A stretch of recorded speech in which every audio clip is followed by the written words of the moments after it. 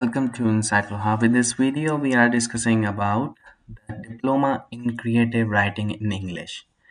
So this course is taken from the IGNOU and the mode is Open Distance Learning. Open Distance Learning means that you can study at your home and the exam will be had at the exam center. This course comes under the School of Humanities. Duration is 1 year only.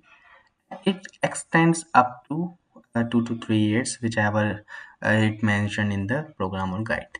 But at least you need to uh, spend 1 year in this course. Medium is English, specialization creative writing in English. Description is also given here. Eligibility is 10 plus 2 or any without 10 plus 2, but age should be 20 years or above. So you should be 12th passed out, or if you have not 10 plus 2, so you should 20 years above. Fee structure is 3800 rupees only and registration fee is 300 rupees.